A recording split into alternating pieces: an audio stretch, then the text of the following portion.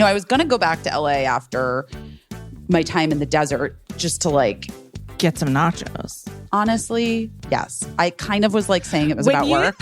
When you say you want to be in LA with your best friends, let's be clear that you're talking about your best friends, the nacho cheese and chips. I mean, I get nachos here in New York. It's not the same. It's just fucking not the same, guys. It is not the same.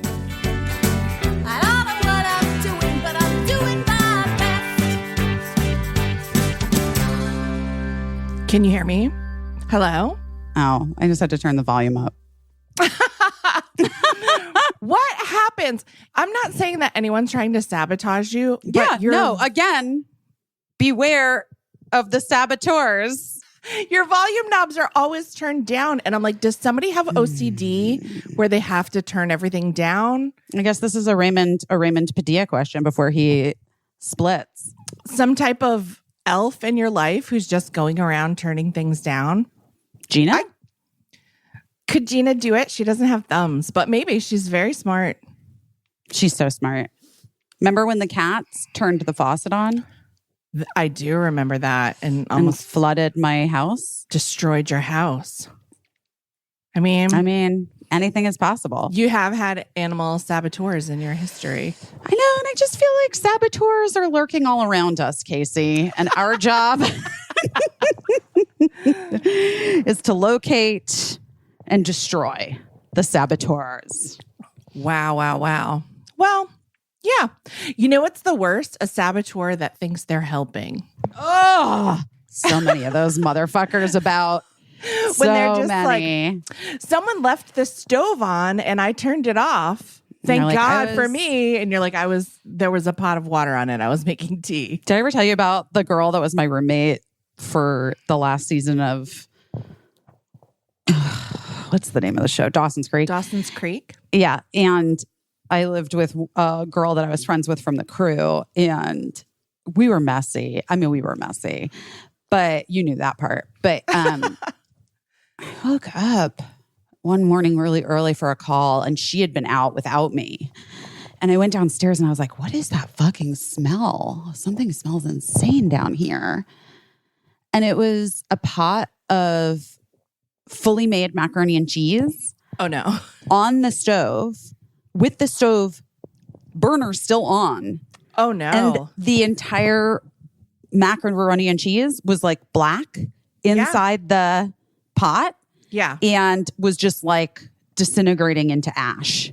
Oh my God. That's not messy, by the way. That is homicidal. She passed out. She forgot. Oh my God. You could have died. Could you imagine? If that had been how I died, it would have been your epitaph. Ugh, no, I don't. I can't. I won't. It didn't. Wow. Yeah, that's... Well, listen. I mean, okay, so a happy medium between vigilance for a stove and like turning off someone's tea water. I'm not saying anyone's done that to me. I'm just saying, I live in a family of there's a little bit of busybody-ishness going on in my house. Yeah, I don't have that experience in mine. The experience in my own home is that if I don't do it myself, it never gets done. But I hear that. To each their own. Oh my gosh. Well, I would like to know who's going out of their way to turn down your volume knobs all the time. I don't know. It certainly wasn't Cricket this past few days. Poor little Cricks. Poor little Cricks. Yeah. So sick. Aww. And here's the update. Sarah Bareilles said it on Instagram, so I feel like no problem me saying it. Tested positive for the coves. Oh no. So she has COVID, and I was exposed to her last week, Thursday. Okay. I mean, we're at Tuesday. And your girl's still negs. So fingers crossed, guys. But someone in my family has it. They're in the hospital. Not in my house, but someone in my Oh, no, I'm sorry. No, it's okay. Delta or Ami? I'm assuming although Omicron. Omicron? I call it Omnicron. I think it's Omicron. It Omicron. is Omicron. Omicron, whatever. But I'm assuming it's Omicron, but it's not great. It hasn't been great. But was the person vaxxed and boosted or no? No. No. You don't know. No. No. They was weren't. not. No. Got it. Copy that. Yeah. Well, it does seem to be the thing. Again, we're preaching to the choir here. Yeah. But you guys are vaxxed out there. We're all vaccinated. And SB's boosted. Sarah is vaxxed and boosted, but How's she I feeling? gotta say, I think she's a little under the weather. I don't think she feels great, but she's doing okay. I mean, she's okay. You know, she'll be okay. And I just feel like the idea that there's like a preferable version of this thing that has like, I feel like that's kind of been perpetrated a little bit. Yeah. Like, I just think it's all bullshit. Like, guys, do you want to get sick? I don't want to get sick. I actually fucking hate being sick. And Friday night, Saturday morning. So I found out Friday that Sarah was positive, and then that meant that I was exposed, and I was bummed, but also weirdly felt like, I don't know, I was hopeful that it was going to be okay. And then Friday night, Saturday morning, like 1 a.m., I woke up with Cricket projectile vomiting. Oh my God. Like, oh my God. Like, I haven't seen that or had a kid do that. I don't think Birdie ever was like this. This was like The Exorcist. Oh my God. Yeah. I mean, I've done it myself. So I threw away the sheets. Yeah. Oh gosh. Like, I was like, there's no saving this situation. Oh my gosh. It was gosh. horrifying. Also, I couldn't think of how to even try to save it at that time because it just seemed daunting. Oh my God. I feel you. One time when I started medication, when I was going through a medical thing, the doctor was like, watch out, it might cause some stomach upset. And I took it, and I want to say like 30 minutes later, I was like, I'm going to throw up. And my bed was literal like 8 steps from the bathroom at that time. I went into my bathroom and projectile vomited into the mini blinds. Oh my God. What did you do? Matt was just like, I mean, we're going to call it? Do we just throw them away? I'm going to try to clean these up, but no guarantee. But there was just like, there was barf particles all over. Oh, Caissie, I'm going to throw up. Guys, this is a trigger warning. Some people can't even listen. Can't even hear about it. Trigger warning. But so I don't blame you for throwing your sheets away, because even it was the memory of what had happened to them. Also, I did check the tag, and I was like, oh, these sheets have been around for a really long time, and they're not like fret linens or something. Oh like, I was just like, throw them away. But then she was super sick, and like, it was really hard. Yesterday was really hard for me, because on Sunday, she was recovering. So we talked to the doctor, obviously. I called the doctor, and he was like, well, you can definitely give her a test for COVID, but I just have to tell you, there is like a really nasty stomach virus that's going around New York City kids right now. So we've been seeing a lot of it, and I would guess that this is what this is. So, gave all of the usual advice, and then gave us this anti-nausea medication for her. Yeah. Which worked like a charm, but she hated the way it tasted. And so then Sunday, she seemed to be kind of doing a little bit better. But I have to just be honest, I was really, I wasn't tracking, I guess, enough how much water or liquids she was drinking. I wasn't on top of it. And Sunday night, she was like, got real like lethargic, and it wasn't great. And then was getting her to drink some stuff, and finally got her to take some Tylenol. And then Monday morning, well, the blessing, I guess, a little bit was that I was supposed to work super early Monday, but because of the Sarah COVID debacle. I like was told at like 10 the night before, like, you don't have to come to work tomorrow. So I got to stay home, but I was like, I'm going to let Cricket sleep. I don't want to wake. I want her to rest. But then before I left to take Birdie to school, Mark was like, I'm really worried about her. He was like looking up stuff on like WebMD, which is just, yeah. Don't do that, guys. Just don't do that. Don't do it. Lead you down a lot of roads. Yeah. Dark paths. Yeah. And there's like a multi-system inflammatory syndrome or something that happens post-COVID in kids.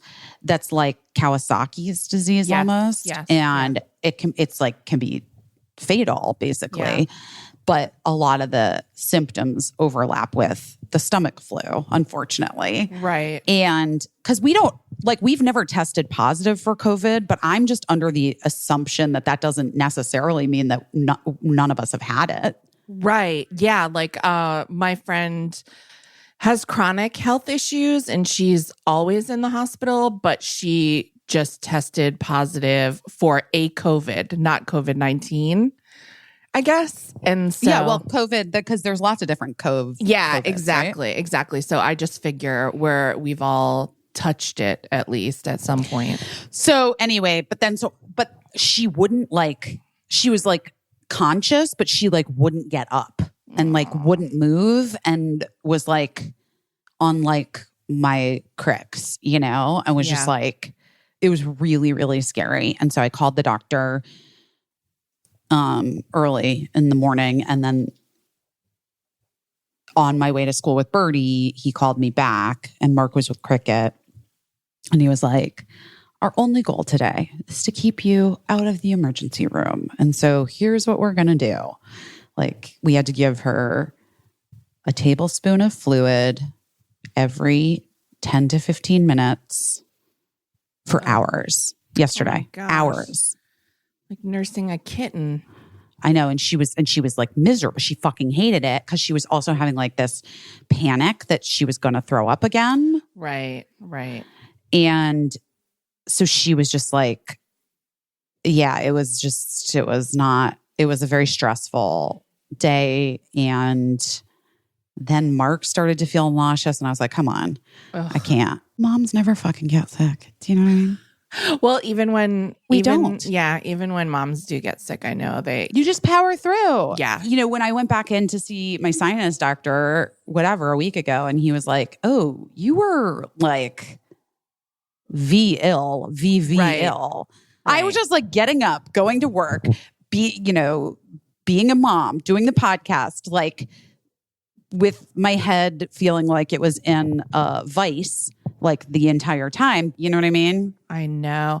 Do you ever, this is a legit question for you. And, you talk about like ADHD issues a lot and, that's, it's your life.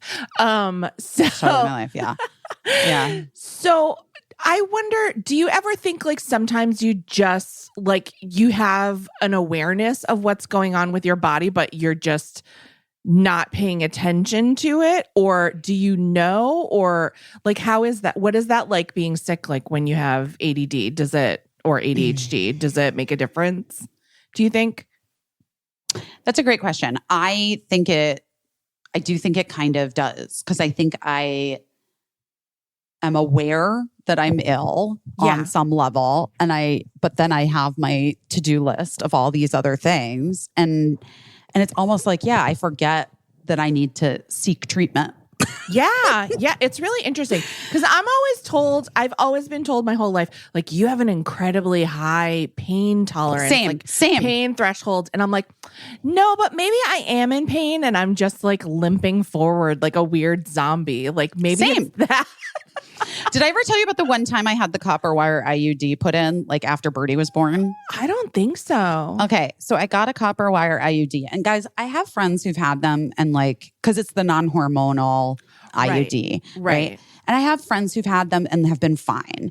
But they do say because it just, whatever, that the copper wire one is a little bit bigger or something. I don't fucking know. Okay. That it can take your body like maybe a month to get used to it. And it kind of hurts when they first put it in. Yeah. And now I know more about my cervix than I did when I was 30 years old, when I got this copper wire IUD put in. For instance, I have a cervix that like tilts toward the back. I have like essentially a trick cervix, which should be no surprise to anyone who knows me. But anyway, so I get this copper wire IUD put in, and I'm like, live my life. And I'm like mom, and I'm on Cougar Town, and I'm, trying to just do my thing, whatever. And about 6 months in to having it, I realized that like I've probably been bleeding more weeks out of the month than not bleeding. Oh my God. And it was 6 fucking months that I let it go. And I was just like powering through. Like I don't even fucking know what my problem was. So I go back to the doctor and I was like, yeah, I feel like this has been happening. And I guess I just wasn't keeping track of like just anything and how long I've had the IUD in or whatever. And he's like, let's just take it out. That's not right.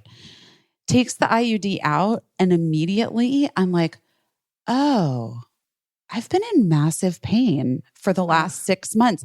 Like I was just in a constant, like low grade pain in my abdomen. Yeah. Yeah. For 6 months. And it wasn't until he took it out, like I don't even know if it was immediate, but like later that day, I was like, oh, that pain that I've been living with is gone. Oh my gosh. I don't want to go too far down this road, but I have examples of similar things. And I wonder how many people are like that. Like it's almost worth, how like a pilot does— 0 men. 0.0 men. Do you think? Yes, I don't know. That's a really 100% think that would be an interesting study.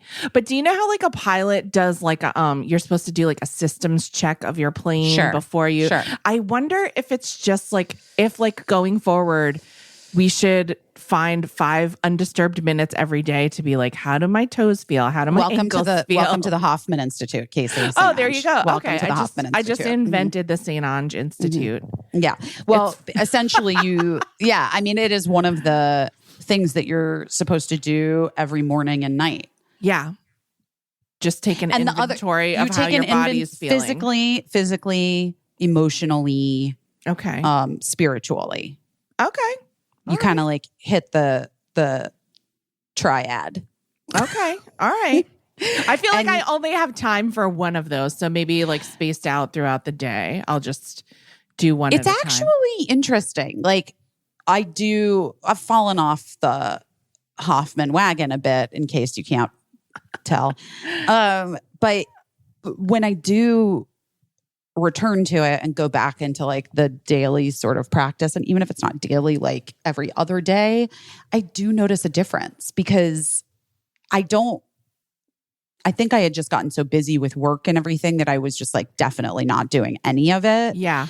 But it's hard to ignore. You can really hear what your body needs you to pay attention to when you sit quietly. It really only does take 5 minutes for all 3 system checks. Well, that's also like, this is something that I've been wanting to talk to you about, is that like, that is also like truly self-care.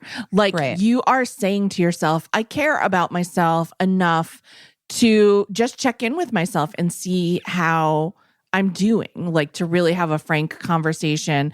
This is also with no judgment. With no judgment. This is also related to, I don't know if people know about this or if we've ever talked about it on the podcast.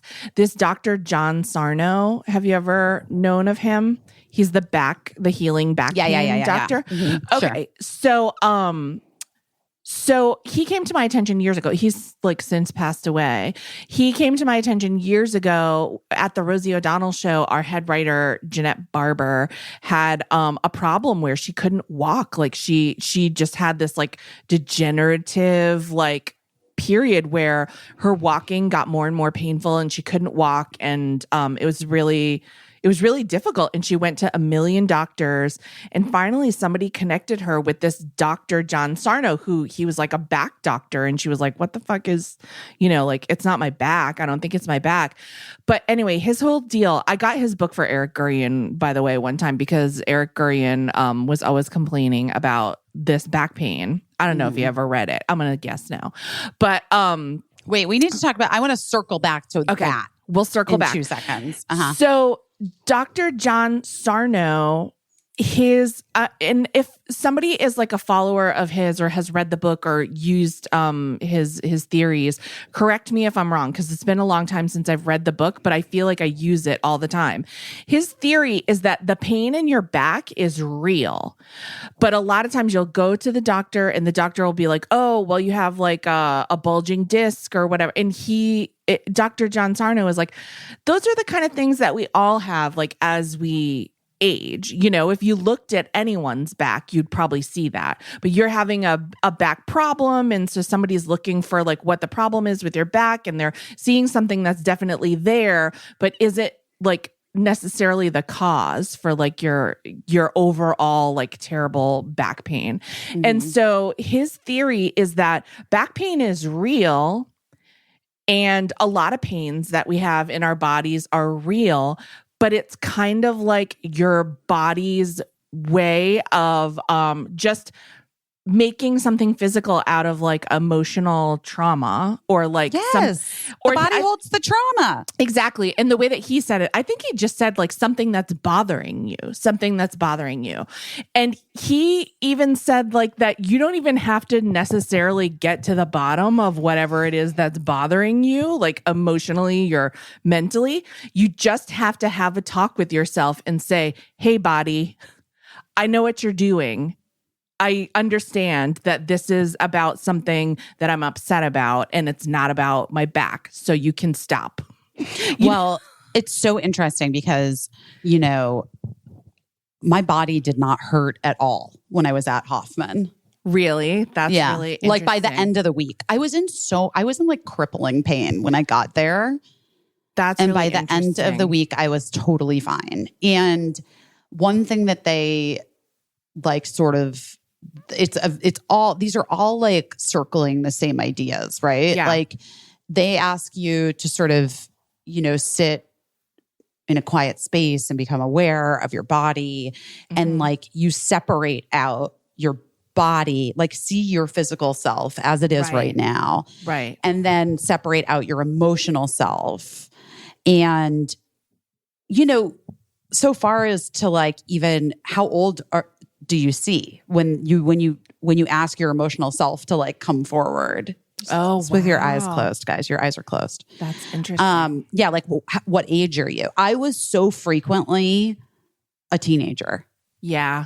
Like I can't even tell you how many times I was like 14 years old or 15 years, like a baby, That's interesting. And and but occasionally, like once or twice, I was like very little, like I was like 6. Yes. Yeah. And then sometimes I'm just like myself, you know? Yeah. And then your intellect is you sort of just in your present state. Okay. And then your spiritual self is like your like best self. Your best version of yourself. That's really interesting. I think of myself as about 15. Like I think that's your emotional self. Yeah, I think of my emotional self as about 15. But I have had that experience of like stepping outside myself and like it happened, everyone, it happened in a flotation tank where I really had like a vision of like stepping outside of myself and comforting my littler self and saying like, it's okay to be sad about the things that just, that people just can't do for you. It's okay to mourn the loss of that. But like, I'm going to take care of you. You're going to grow up. It's going to be okay. But that's really interesting. It feels like Bob Hoffman came to you in a vision. And maybe he and I are like flotation tank friends, his spirit. Each and every each and every day, each and every way, I put on each and every deodorant. That was beautiful. I don't know. It was okay. Listen, guys, here's the real. My least favorite part about this freezing, frigid, cold weather is that underneath my layers, I am a sweat ball. And the other day, legit forgot my each and every, and I was also a stink ball. And then you know what was amazing? This is how good each and every deodorant is. Natural deodorant. I put it on over my stink. And you know what? It worked. It reversed your stink? It reversed my stink. Oh my It really God. did. I believe it. It really did. Guys, we love each and every, you've probably heard us talk about it before, sustainably packaged, natural deodorant. It feels so good going onto your armpits. Yeah, just 6 simple, safe ingredients: coconut oil, Dead Sea salt. It feels my armpits are cuter than they've ever been in my life. Yeah. Yeah. I'm just telling you, like, they're committed to doing good for the planet. It's a great company. Their deodorants have been found to fight odor as well as an antiperspirant without aluminum. I mean, they're vegan and cruelty-free, use ethically sourced ingredients.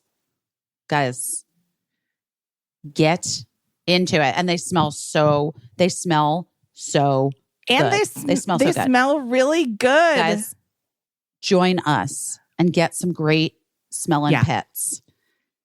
Focus on self-care in many ways this year, but also with each and every. We have an awesome deal for our listeners. It's 30% off your first purchase. Go to our special URL, eachandevery.com/best. Use promo code BEST30. Don't miss 30% off. Use promo code BEST30 at eachandevery.com/best and get those pits smelling the best they've ever smelled in their lives. Listen, guys, I'm on a show that celebrates that everything old is new again. And you know what else? You know who else does that? Is it Girlfriend Collective? It's Girlfriend Collective, because they mean it quite literally. They turn plastic bottles and other waste that would end up in a landfill or worse, the ocean, into something new to wear. That's amazing. They create responsibly sourced active wear for everyone from size extra, extra small, which Birdie wears, to a 6XL. They have you covered from head to toe. They have different compression levels for their pants for ultimate comfort, supportive and soft bras, underwear, workout dresses, joggers, sweats, beanies, even little sandals now. They're making little cute slidey sandals. Well, my favorite is the leggings. I can't say enough about how they fit, how soft they are, how they just feel like they hold everything in, but they're not choking me. And the way that the seams are placed, they're really, really flattering. And it's a nice legging that I feel okay putting on and going out to do an errand or whatever. For sure. Well, they make all of their items in staple colors, but they also have really fun, bright colors. And then they do seasonal releases. I always have a pair of the Girlfriend leggings with me as well. I love them and I love their bras. They also now have a garment take back program called Re-Girlfriend. So if you're done loving your pieces, which would be, a long time from now, but I mean, honestly, I've been wearing them for years. So I'm about to Re-Girlfriend some of my pieces. You send back to them to be upcycled into new Girlfriend gear, which is amazing. It's like real life sisterhood of the traveling pants. You could be wearing leggings that are made from leggings that Busy and I wore. I mean, I love that for everyone involved. Anyway, for listeners of the show, Girlfriend Collective is offering $25 off your purchase of $100 or more when you go to girlfriend.com/best. That's $25 off, $100 or more when you go to girlfriend.com/best. Girlfriend.com/best. Wait. I wanted to talk about this because I've been having a hard time recently. whatever. How long has it been since New Year's? A week and a half? I mean, 11 days. This has been the longest fucking 11 days of my life. This has been, honestly, guys, I don't know about y'all. Yeah. This has been some bullshit. And all I want to say is that I really do hope that it's not an indicator of things to come, but that rather it is just like we wanted to start you off at the very bottom so you can work your way back up to something that's going to be great. Because I'm not here for this last 11 days. I got to tell you, I'm not. It hasn't been great for me. It's not been great in the world. In general. Yeah. Okay, good. Yeah. I mean, no, I know it hasn't, but like, I just feel like it's been worse. It's like, to me, feels worse than January 2021 felt. Right.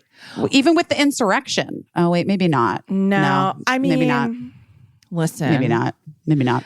It's hard to compare, right? Because there are different things. I think like the more knowledge we gain of the situation that we're in, it starts to feel worse because we know we're like a little bit wiser about like what the fuck's going on, you know, a little bit, but not a lot.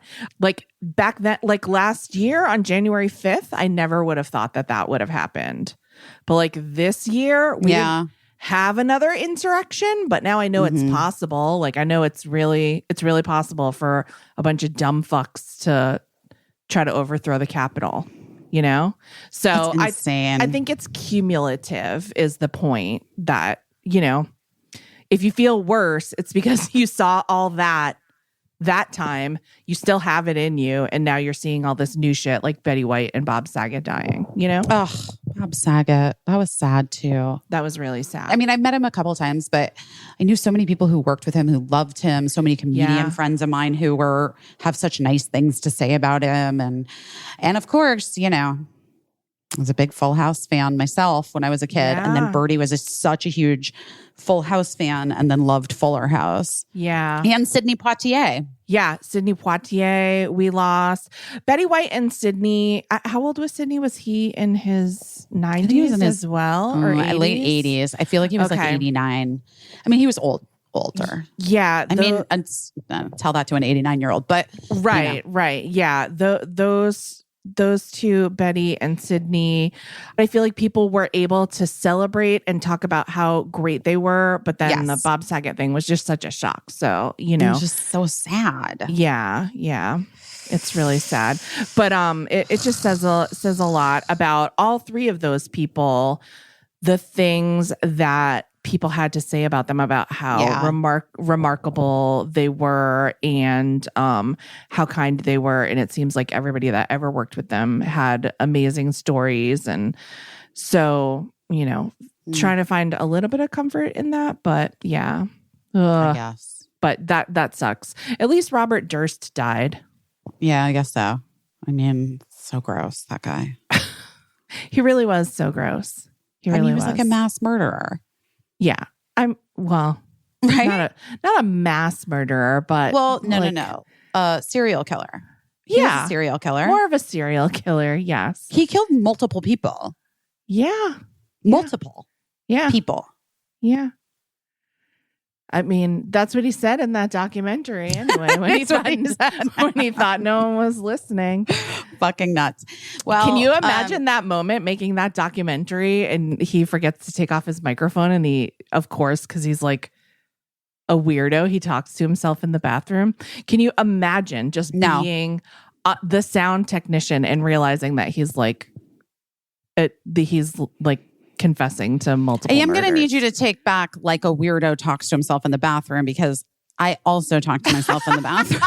Do you admit confess to murders? No, I've never murdered anyone, but oh my God. I talk to myself in the bathroom too. I think the weirdo delineation is strictly for like confessing to crimes and more. Yeah. Yeah. And the burping. The burping was really weird. Wasn't it? Yeah. What a strange person and what What an evil, evil and weird. It's a double whammy. It's not great. No, not great. Anyway. So yeah, hard week. What did you want to circle back to about Eric Gurian? Oh, it doesn't have to do with Eric Gurian at all, but just what you said. Like I have a few people in my life, and I want to just say this. I feel like it's mostly men. Yeah. Where I'm like, hey, can I offer? And I, by the way, now ask again, I've been bringing up Hoffman a lot today, but I ask post Hoffman, can I offer something, a suggestion, or can I offer something? Because I'm like, I'm done with like unsolicited advice. Yeah. Obviously, I know the answers to everything, but if you don't want it, I don't have to give it to you, whatever. So, anyway, I was like, recently I've been saying to like a few people in my life, like, can I offer something? Oh, there's this book, you should get it.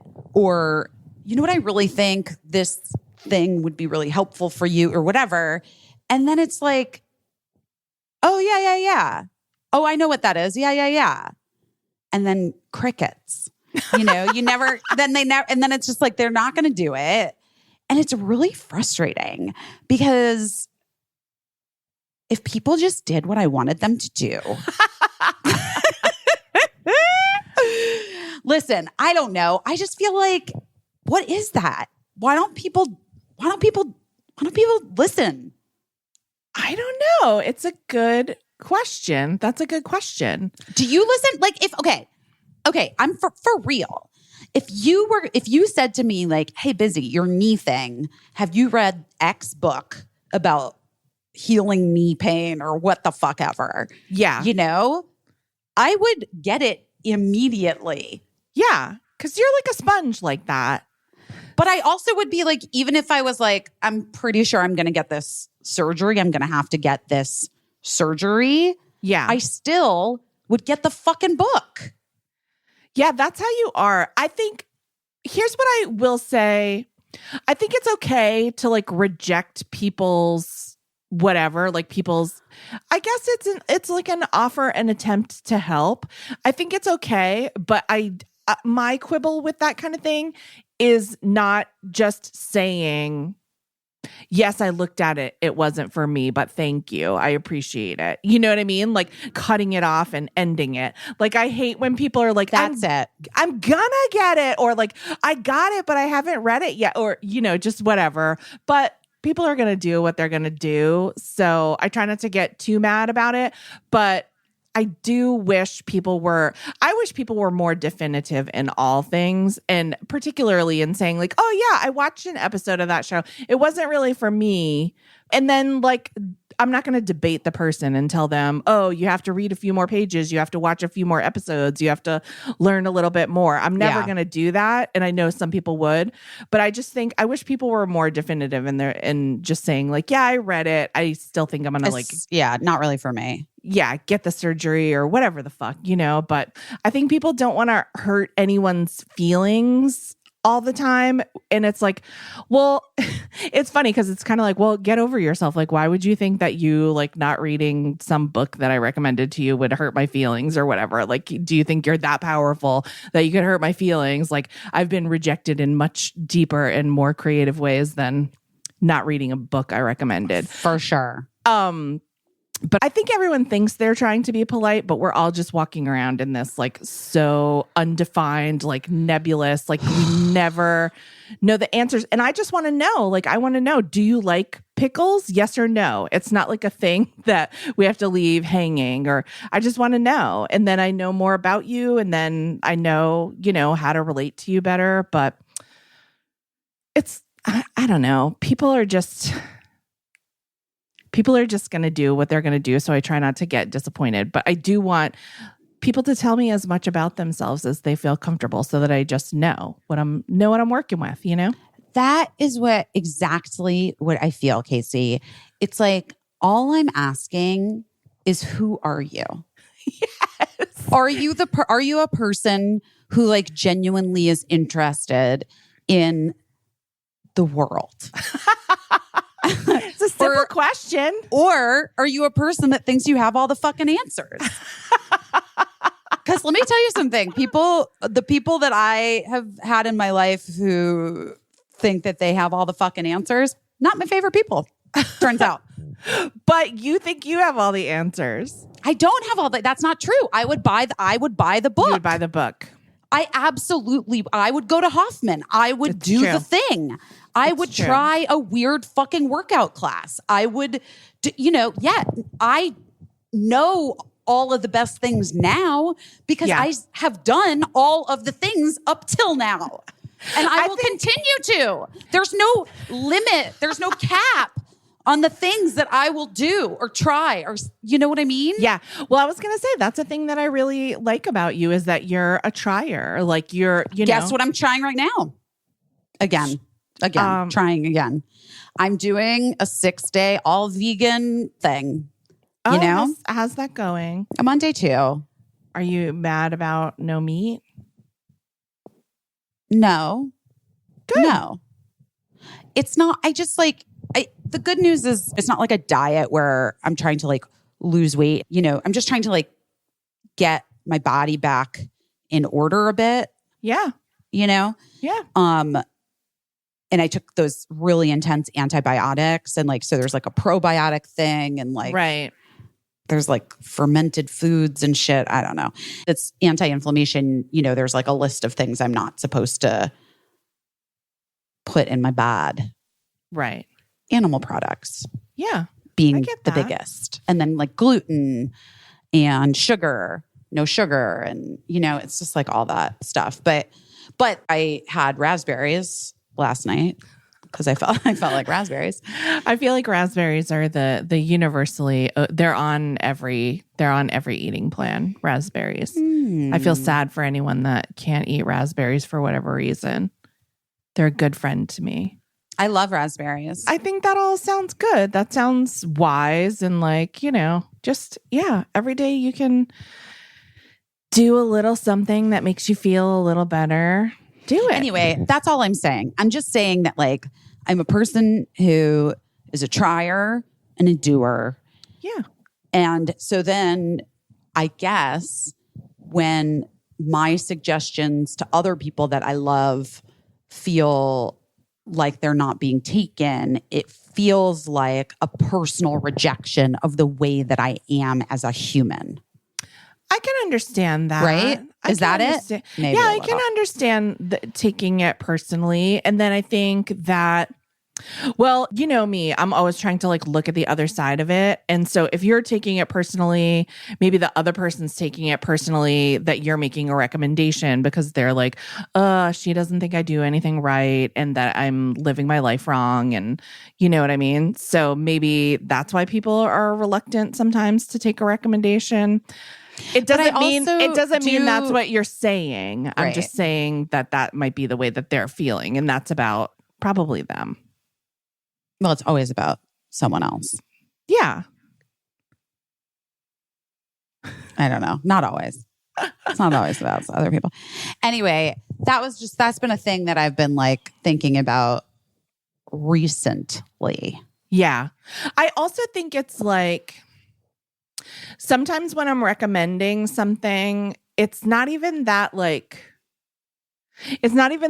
I have ultimate faith that it will work or that the person needs it. It's just something that I know a little bit about and have been interested in. And so I'm thinking if we both read this same book, we could relate to each other and have something to talk about. So sometimes it's an attempt at that.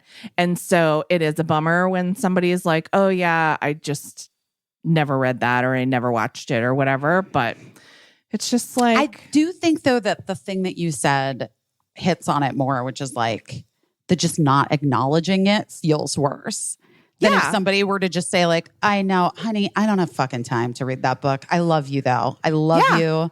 I have said that. I have said that to people before. I was is there just a video on YouTube I can watch. A list. I can't. A I listicle, yeah. Yeah, I like cannot get through another fucking self-help book. You know what I mean? At this point in my life. Anyway, Yeah. what are you doing your best at this week?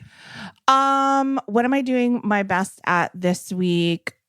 Well, I think I'm doing my best at like taking myself seriously. I've been thinking a lot about like self-care, and I think we're in this weird place where we're like talking about self-care all the time, and I think people automatically think like lotions and candles and baths and like all of those things are great, and they feel nice, and they are taking care of yourself. Mm-hmm. But I also think that we might be on a little bit of a treadmill where we're buying so many things and trying so many things and spending so much time applying things to like our corporeal outer bodies that like we're forgetting that there are some other things that are self-care, and that's like doing puzzles and reading and like going to therapy if that's what we need, and yeah, and taking yourself seriously. So like planning for a future, and you know, like those are self-care things too. And I also think like sometimes we can get so much into self-care that we forget about caring for anyone besides ourselves. And beside ourselves.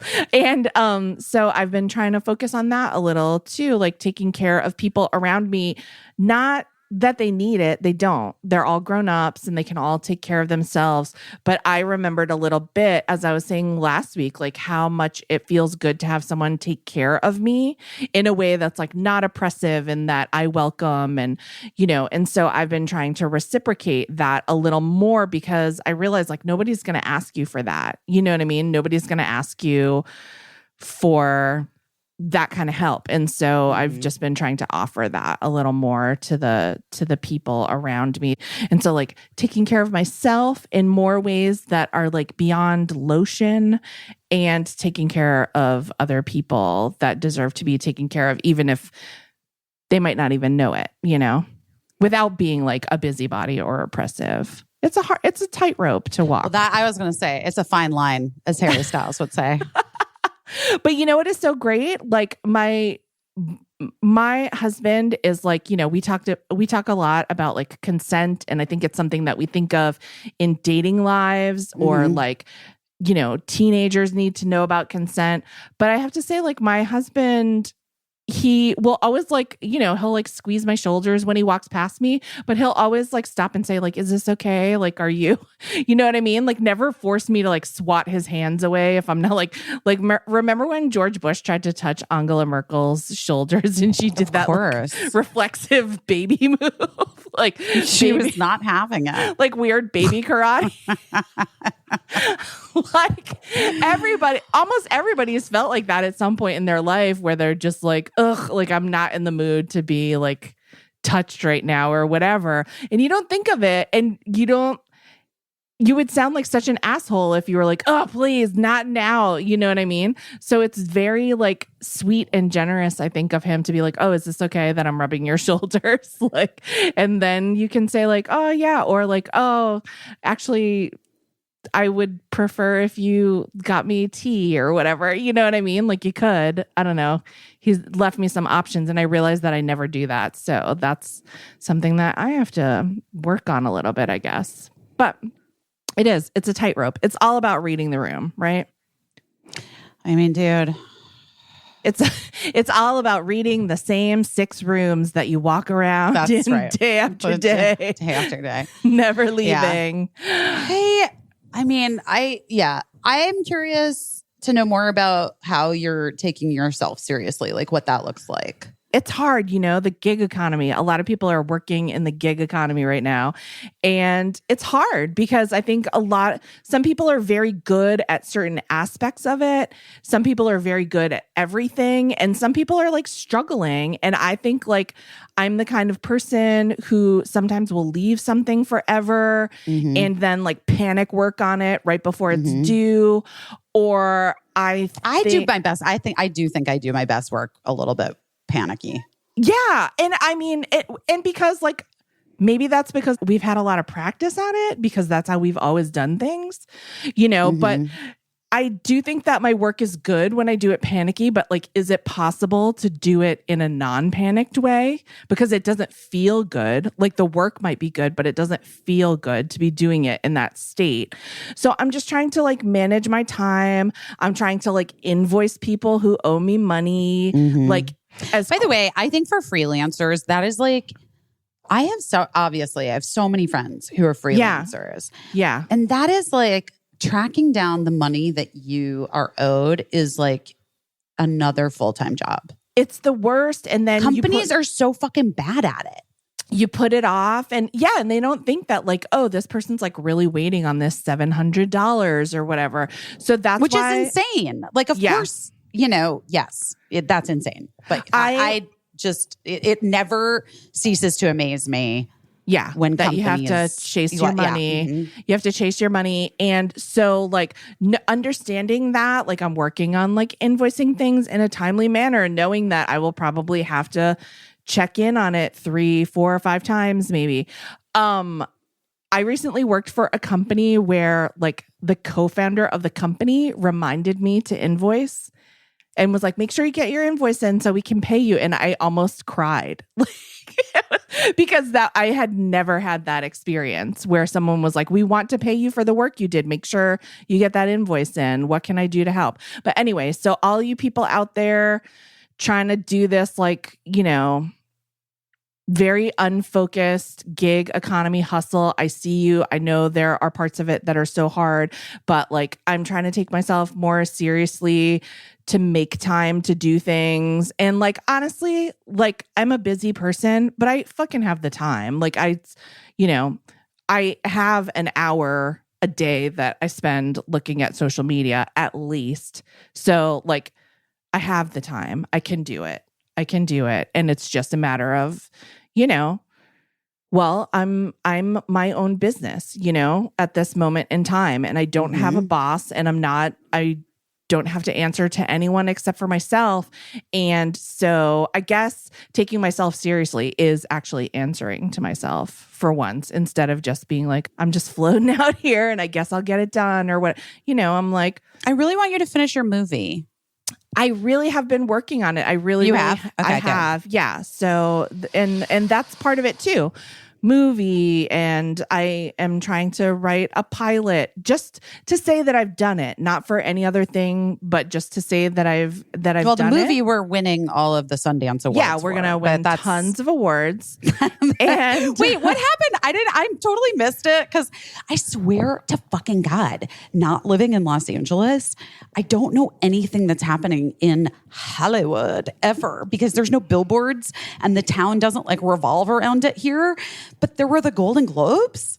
Yeah, they just did it like off TV because they're like, we're not going to make any substantive changes to our organization. We're just not going to air it on television anymore. Fucking weird. I think it was because of COVID. But weirdly, I think there was also a ceremony because someone I know posted a picture on Instagram of some type of strange. Yeah. So I was like, well, why not on TV though? So you're still going to gather in some way? I don't know what the fuck it was. Whether it was like everyone has kind of like lost their minds. They're just like because floating. Of COVID, we are not going to cancel a party, but we're just not going to televise it. I don't know. Like, is that what happened? I don't know. I also think that the Golden Globes have been the subject of a lot of scrutiny, rightfully so, about the organization itself and like how these decisions have been made, and that it's like just like 43 white, mostly men, handing out important awards. And I think that Hollywood was just like, we're done with this. And yeah, I mean, I think it's like, again, it's one of those things where I just think we're doing this because of tradition and we're just like grinding it out every year and nobody really like loves it or cares about it. And like, not to say that the people who won didn't deserve the awards, but like everybody's life is just about the same, not having seen the awards being given out. I don't think people even have been watching them in the last few years. Yeah, maybe not. Maybe I don't not. Although Andrew Garfield won, I think, for Tick, Tick, Boom. Tick, Tick, Boom. And who else? Nicole Kidman won for being Lucille Ball, still controversial. That's not the name of the movie, Being Lucille Ball. That'll we'll make that movie. But I love being Lucille Ball. For being the Ricardos or whatever. What is it called? I have no fucking idea. Is it just called the Ricardos? Who knows? I don't know. No, it's called being the Ricardos. I was right. That seemed fake. I hate it when there's an adverb in the movie. I really do. Like in a title. Oh, it's an my adverb, God. right? Like becoming the Ricardos, or like drowning Mona, whatever, or like whatever, rescuing Jessica. Yes. Finding Nemo. Finding Nemo. But MJ Rodriguez won for Pose. Right. I know. And bless, we're happy. I'm happy for any time there's something cool has happened, I guess. Yeah. But also, like, you're fine for not having seen it. We were all fine. People fucking heckled it just as much when they just tweeted the winners as they would have had there been a telecast. So everybody got to be as mean as they wanted to be. And they didn't even need Jon Stewart to host it. And, you know.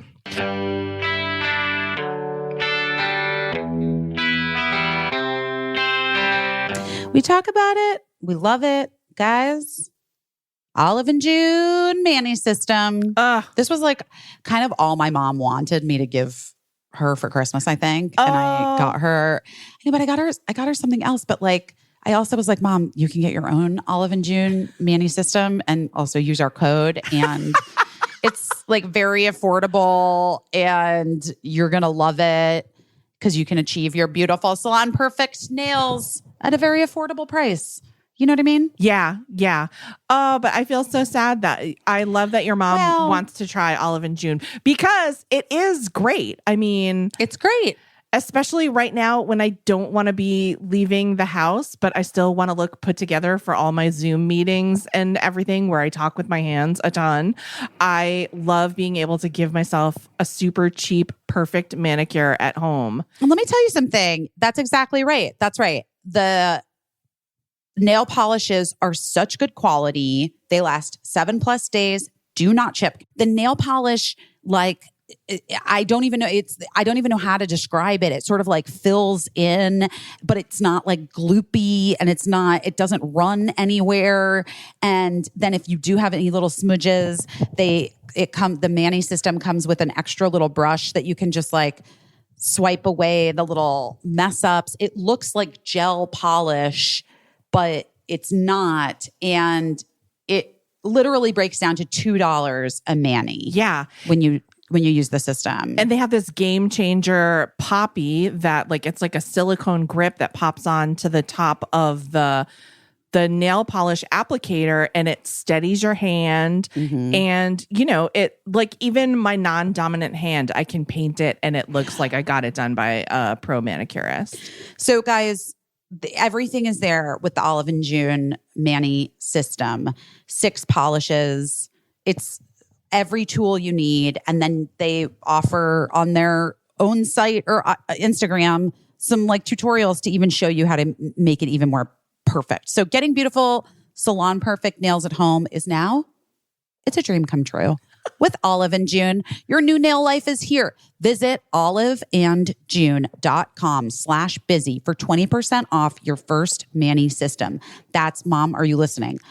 oliveandjune.com/busy, BUSY, for 20% off your first Manny system. Go get it. Listen, guys, if you're carrying a credit balance month after month, it can feel like you're in just a never-ending cycle of debt. And this company, Upstart, can help you make the final payment so you can get ahead. If you dread looking at your credit card statements, trust you're not alone. I have been there.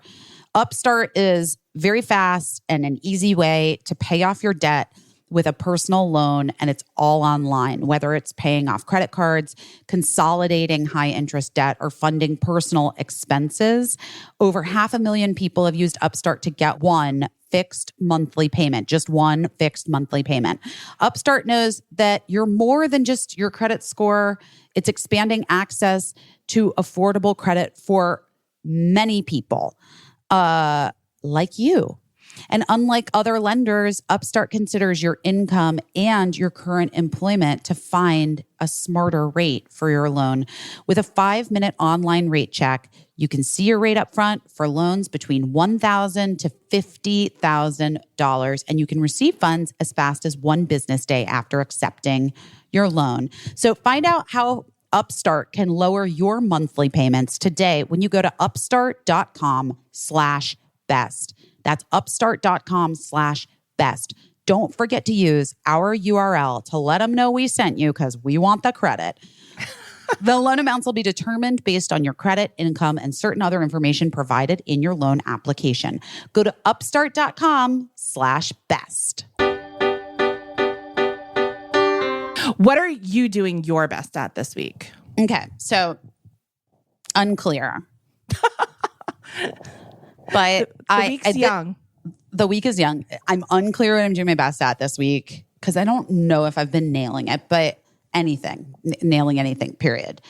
But I just wanted to I've been not doing my best at something that I want to talk about. Okay. Is that okay? Yes. Okay. There's this Field Medic song that I love called I Will Not Mourn Who I Was That Has Gone Away. Mm-hmm. But I can't stop mourning who I was that has gone away. And I feel like I'm in this fucking spiral in my brain of just looking at photos from right before the first lockdown in 2020 and from 2019 and 2018 and 2019 and 2020 and just being fuck. I can't.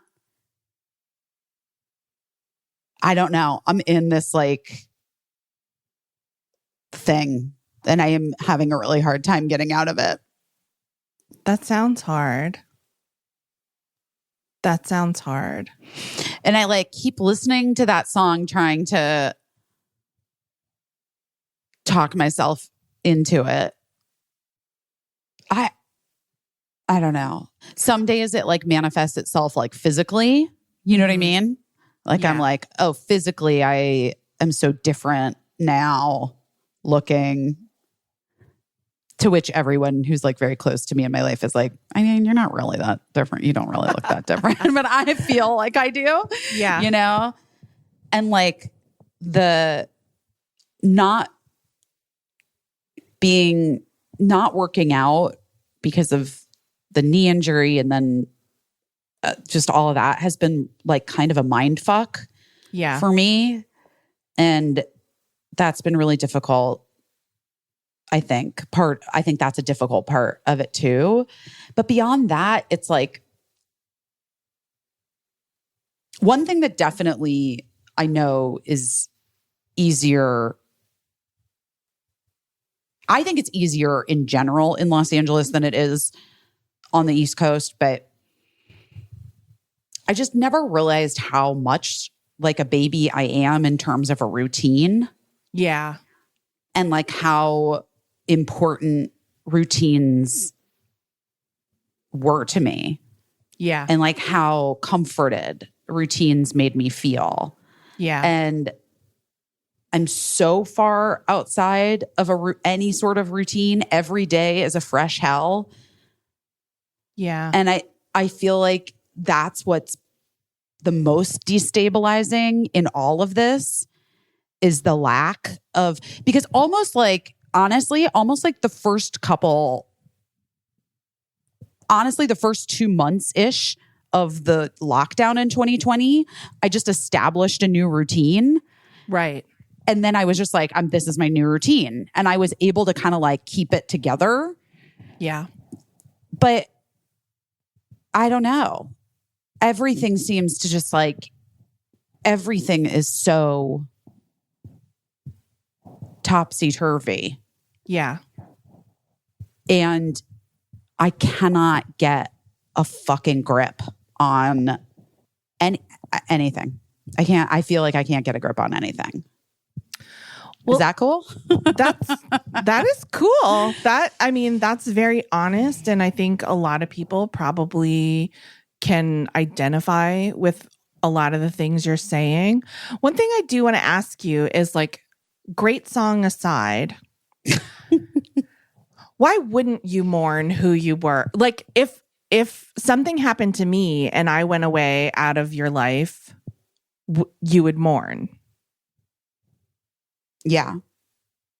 Because I'm a friend to you and I love you and you know me very well and we spend time together a lot of time, sometimes not as much as we used to, but like I'm sure, you know, if we were together, we would spend a ton of time together.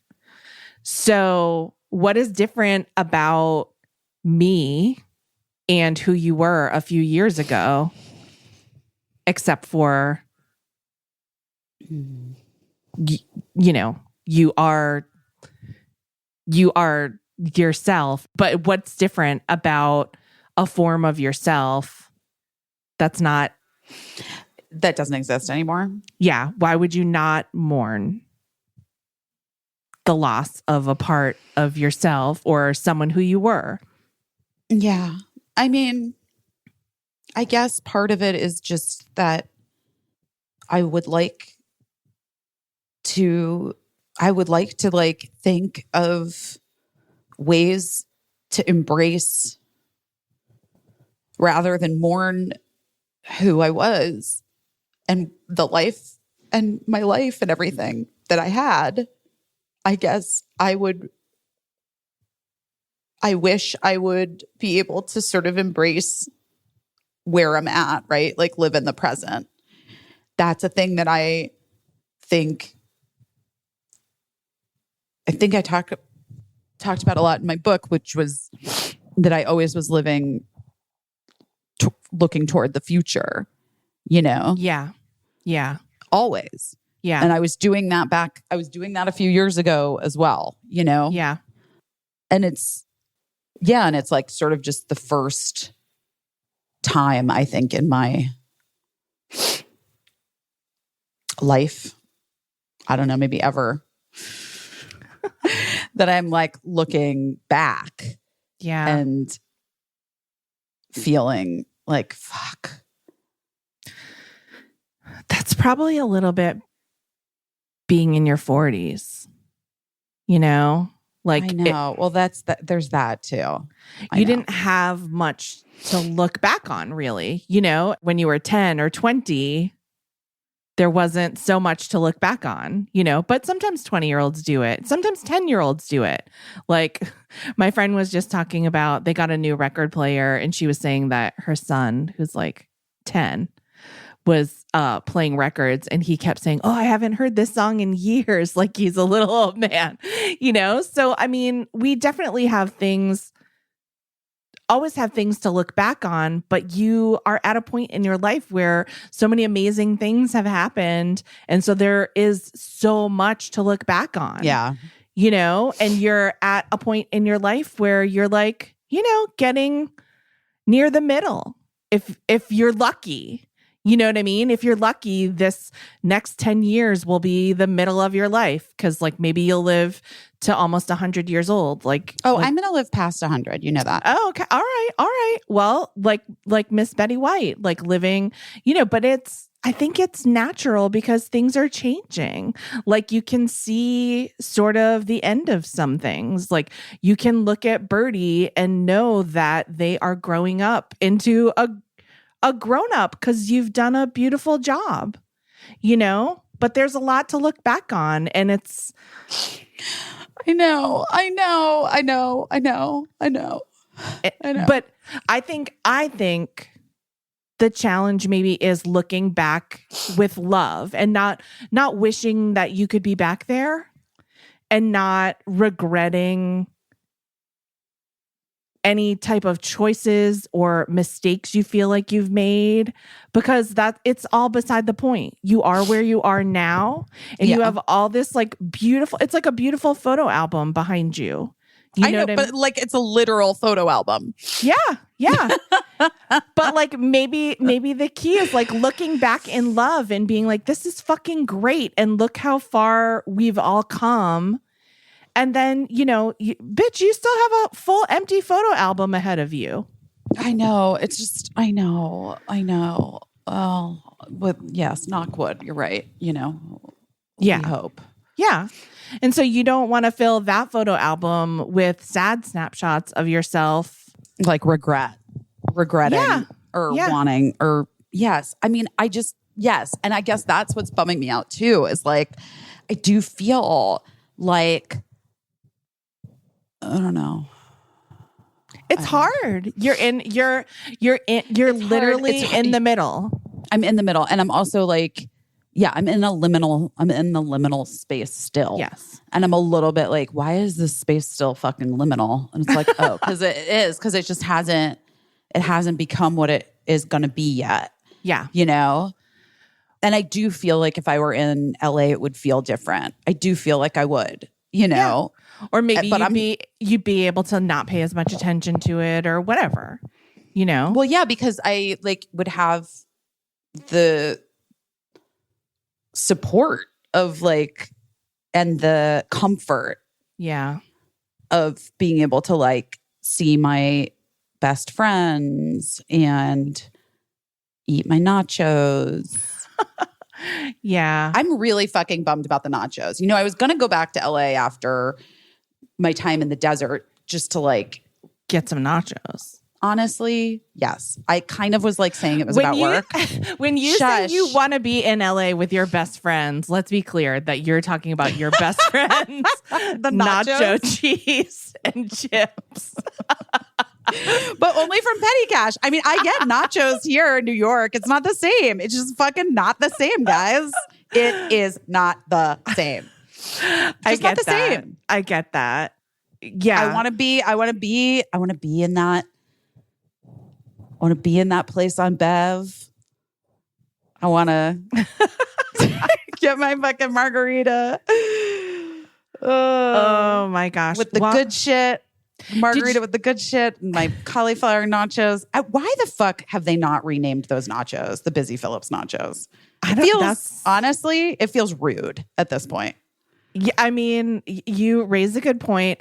Also, is there a patent on those nachos? Are you opening a cauliflower nachos truck in New York City? Well, I don't know. I haven't been able to nail it the same. Here's what I do want to say. Also, the produce here leaves a lot to be desired. New York City in particular, I don't know why that is, but when you're out in the suburbs, you'll get farm stand fresh produce more than you will in New York City. Something about going into New York City, just makes a vegetable wilt. It makes a vegetable die. It makes it die. Vegetables, I'm not even joking you, fruit and vegetables in my refrigerator in New York last 1/4 the amount of time as they last anywhere else in the world. Maybe it's the heat, and which, by the way, we should just point out, New York City, if you're hearing a little whistling noise, that's New York City heat for you. That's Busy's radiator is just a whistling away. But she's trying her hardest. She's trying. It's fucking freezing today. We didn't even talk about how cold it was today. And guess what? Oh my God. I feel you I had to kept work outside. I was working. We were shooting a scene outside. I really do feel like I did. Here's what I did my best at. I really felt like I wasn't an asshole about it. I really felt like I wasn't like a diva or whatever. I felt like I was just This sucks. We're all unhappy. We're just going to get it done. No amount of complaining, no amount of me being like, can I go wait in my car is going to like change the fact that we have this scene to do. We got to get through it. So I just was like very work focused. Now you Dolly Partoned it. I Dolly Partoned it. I don't know if I would have ever complained about, I'm not sure if that would have been a thing I ever would have complained about. In your whole career? Yeah, but I do know, because I feel like the way that I get through things is to just like head down, power through. Yeah.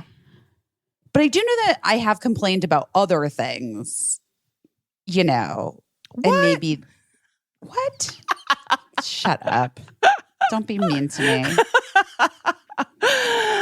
Well, that's another good thing about being in the middle, you know, is that you are in a place in your life where you're like, I have the experience to know what this is, and I know the best way to handle it.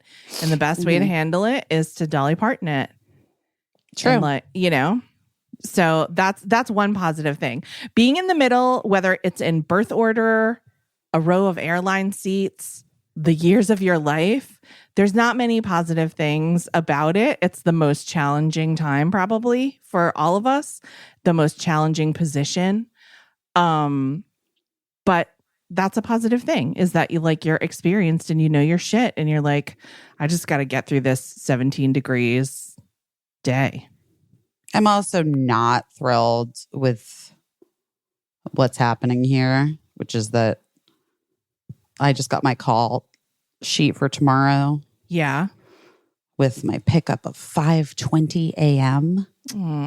That's too fucking early. I'm sorry. It's just not acceptable. Yeah. We'll see how Dolly Parton you're feeling at 5:20 in the morning. I'm not going to be feeling great. I'm going to tell you that. That's rough. I am going to tell you that.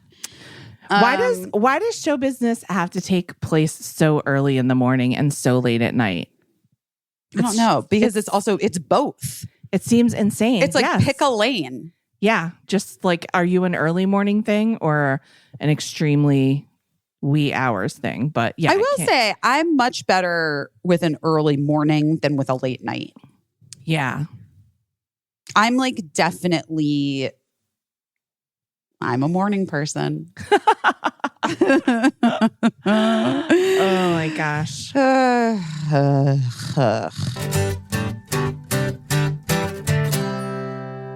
Faria, Faria, Faria, Faria, Faria, Faria, Faria, Faria.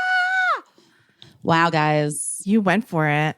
Well, that's what Faria makes me feel like when I have those orgasms that just break on through to the other side using the awaken arousal oil, the sex oil.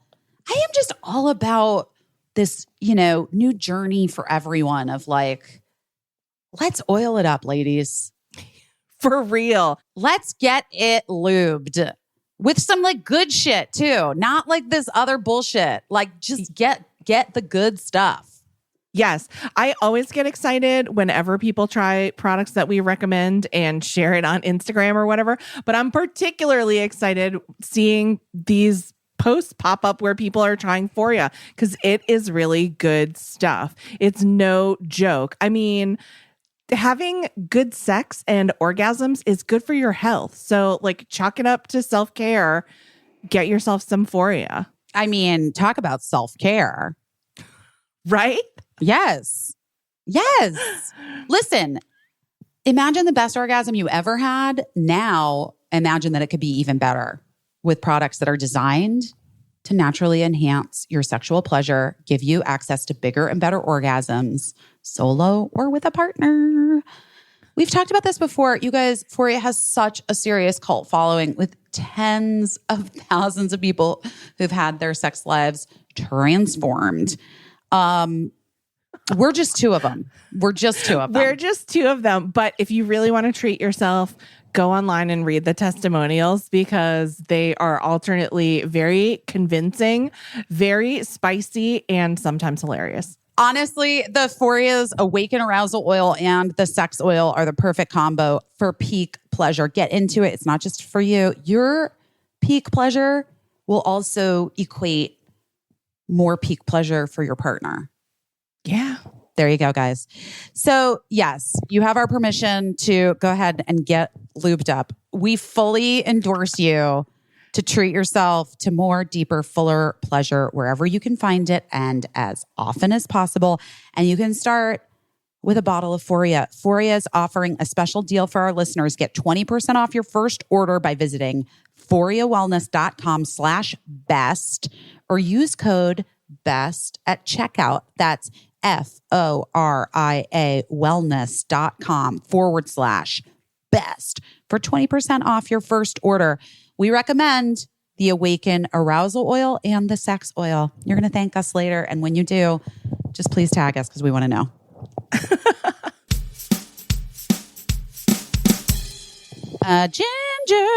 Ginger oil. I love my ginger oil. It's ginger. It's ginger with 2 J's, JINJER, and I'm obsessed with it. Yes. Okay, first of all, years ago when I went to that Ayurvedic doctor and I was having all the sinus issues, remember she would make me take these foot baths with fresh ginger in them. Do you remember this? Yes, I do remember that. Okay, so then when I just was had this sinus infection, I thought back to that and I was like, hey, this ginger essential oil, which is like natural healing properties of ginger root, and it is the highest quality ginger oil because they have a unique extraction process that helps remove micro impurities, all natural, vegan friendly, cruelty free, sustainably sourced. I bet I could get the same sort of thing going for my sinuses if I just put this oil on the bottom of my feet. Yeah. And then put my feet in some hot water. And guess what? It worked. It worked. It really worked. A little worked. bit of warmth, a little bit of relief from congestion. Ooh. When you're feeling it, when you're not feeling your best, a little bit of comfort goes a long way. And ginger oil is it really works for that. My husband has this chronic thing where the side of his leg itches and it's like a nerve thing. And he's been for, acupuncture and they're like, yeah, I mean, this will help a little bit, but it'll come and go throughout your life. It's just a thing you have. But he puts that ginger oil on it and it feels 1,000% better. And I'm so grateful for that. I have to say it is one of my new favorite go-to treatments for all that sort of ails me. Yeah. I just love it. I just love it. I love it. I love how easy ginger essential oil is to use. It's pre-mixed with jojoba and evening primrose carrier oils. You don't need to mix it with anything else. And it's really it's just the quality. You know how good the quality is. You can tell. Anyway, we love it. Trust us, guys. You need to start taking the breaks you deserve with ginger essential oil too. And right now, we have an amazing deal. Of course we do. Just for our listeners, 20% off your first purchase. This is only available at our special URL, ginger.us/best. That's JINGER.us/best. You don't want to miss out. Again, it's ginger with 2 J's .us/best.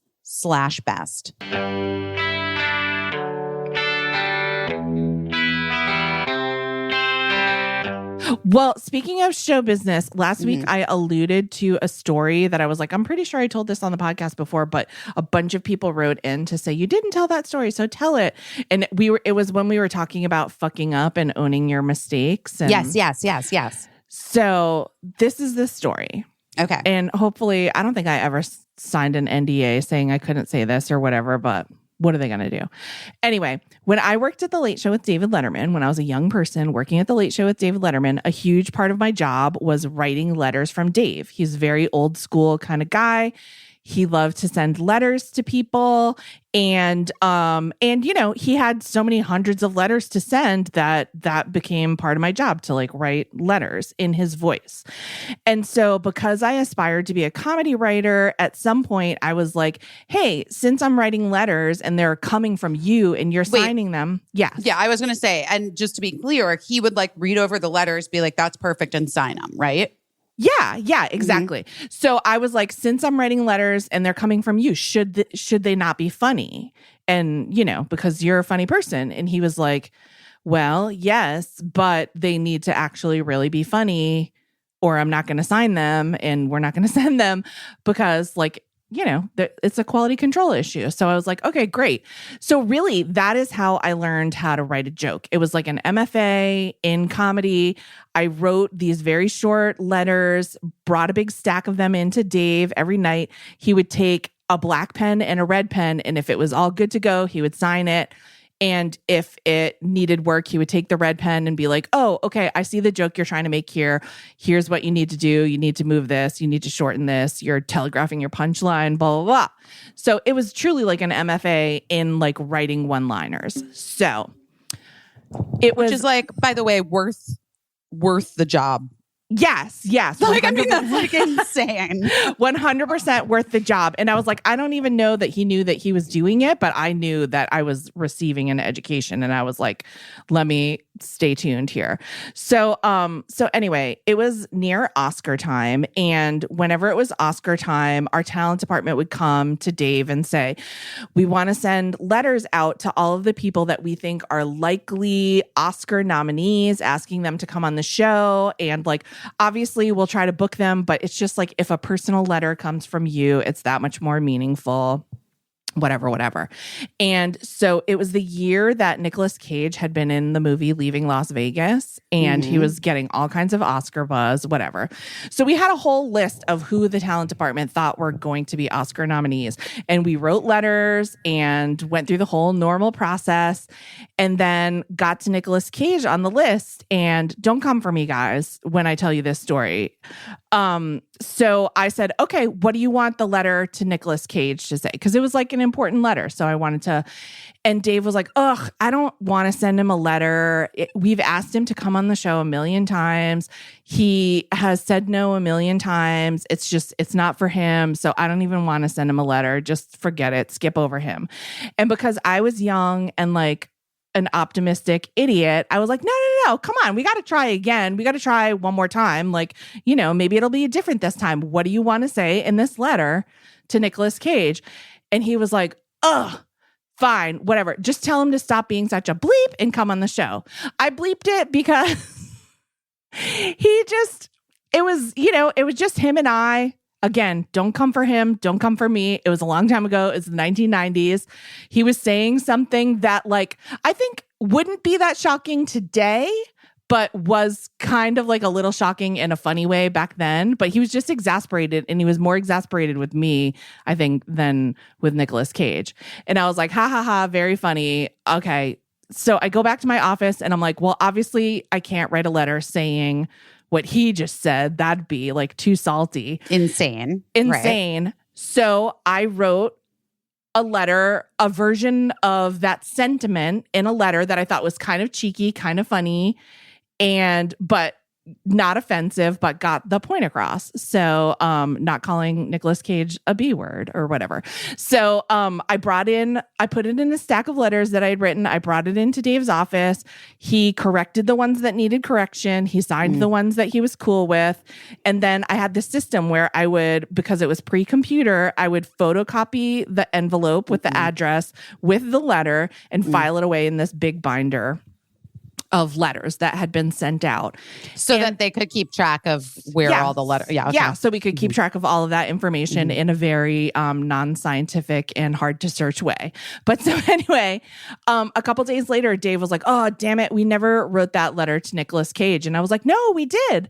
And he was like, what? And I was like, yeah, no, you told me to write that funny / insulting letter, but you were just kidding. And so I just wrote a letter that wasn't as salty, and you signed it and I sent it. And he was like, no, I don't remember this. And I was like, yeah, no, I have it. And he was like, go get it. So I went and got it and showed it to him. And the letter that I had written was, Dear Nicholas, stop being such a woman and come on my show. Oh my God. I said, don't come for me.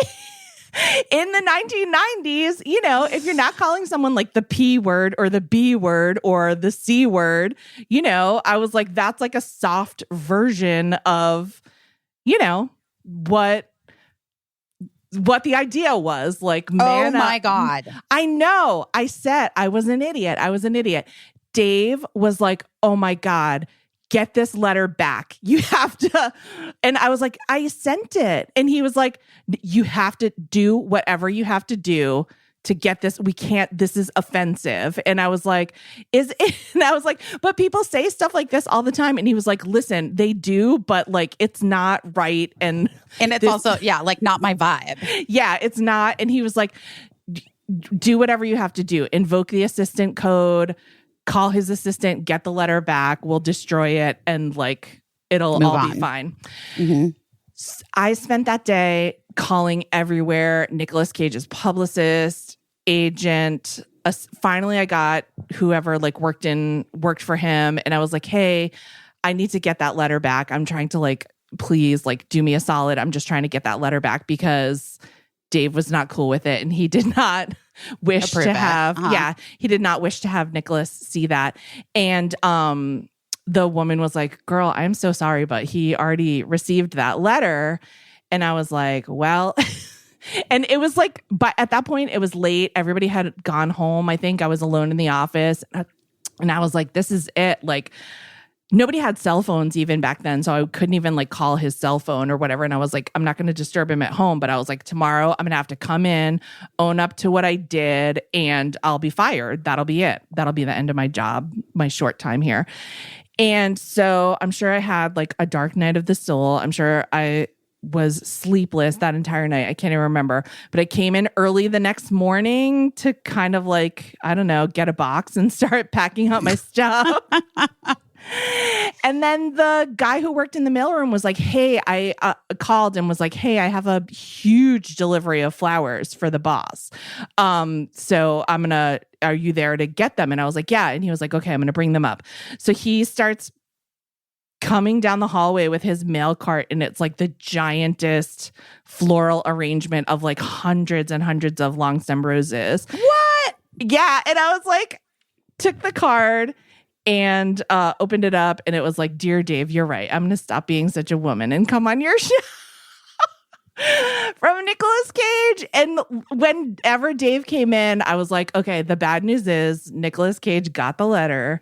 Right. The good news is it made him agree to come on the show. And Dave was like, you are so lucky. I mean, you are so lucky. I was but also so lucky. So smart. And also you have a good gut. And also, was it a good appearance? It was. He came on and he brought the letter. And like, you can probably find the clip on YouTube, but my memory is of Dave saying, I didn't write that letter. Oh my God. Nicolas Cage, I feel like I remember him being on Letterman for leaving Las Vegas. Yes, he did indeed come on the show. He did bring the convincing / offensive to all womankind. Womankind, I'm so sorry. I was just like a try-hard guy's girl back then, trying to do what I thought. Listen, Caissie, you were 12 years old. You know what I mean? I was. You couldn't have known better. I was a full idiot. You were a baby thing. I was not posing on the cover of Maxim magazine. I was just writing mildly misogynistic. Okay, no, I was on the cover of Maxim magazine. But anyway, well, guys, today in bad feminist history of your hosts.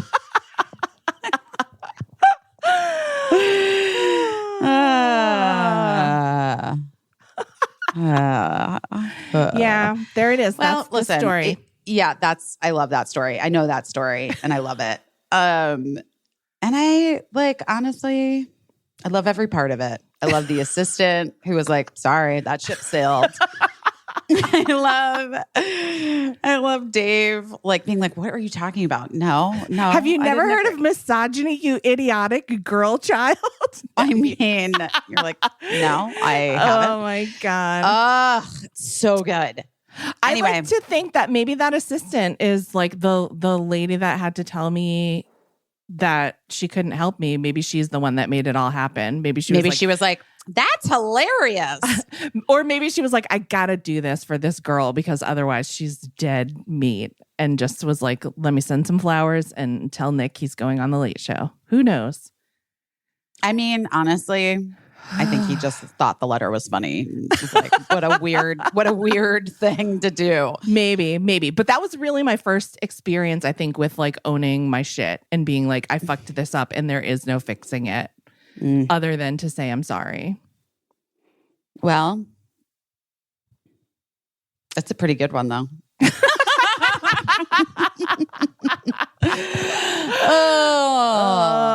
Well, I need to go do my ADR. Yes. My voiceover stuff for G5E. And then I need to see my kid, see if she's okay. Poor and girl. then I know, my poor little baby girl. And then I guess I should go to bed at like, 6:30 p.m. so I can wake up at 5:20. Bullshit. It's fucking bullshit. It'll be over soon for a little while. Well, I like it. I actually don't mind. It's just, can I be honest? It's this cold is oppressive. Yeah. It's much easier to get up at 5:20 or 5 a.m. for a 5:20 a.m. call time pickup when it's like 70 degrees out. Oh, yeah. I would fully. Also, I have to go home because it's Gina Libetti. Libetti? What? It's Gina Linetti's birthday. It's her birthday. Happy birthday, puppy girl. My little baby girl. All right. Well, guys, then this is it. We hope that the first 11 days of your year has been okay. Been better than mine. Yeah. But if it hasn't, we're going to just keep forging ahead, guys. Yeah, it's not an omen. It's not a bellwether. It's nothing. It's just dates on a constantly. But also, if I recommend a book to you, maybe just fucking get it. Or say you did, even. What? Or be like, I don't have time for that. Yeah, just don't leave it open-ended. Let's work Let's on close the open ends. Close the loops. Let's close those loops. I want to close those loops. Give people closure. It's a huge gift you can do to someone, even if it's just on recommending a book. And you can mourn who you were that has gone away, but you cannot roll around in it. No, wallowing. Mm-mm. That song is really good. I wish it could play us out. We can't play us out with it, but we can put it on the Spotify playlist. I will not mourn who. All right, that's it. That's all we can afford. Guys, we will talk to you next week. Yeah, maybe we'll get guests back up in here soon. Yes, people are asking, can I come on the podcast? So we would love to have them. We love that. Keep asking. Keep asking. We're going to be like some are crazy.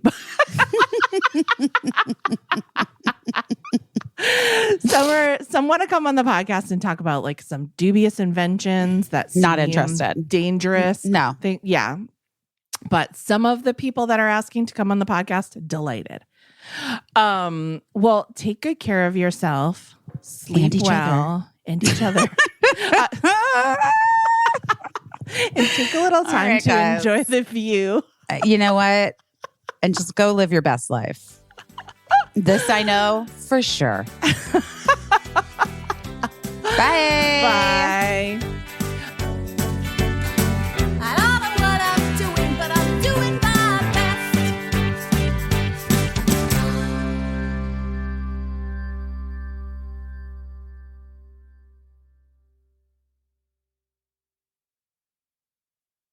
Oh no.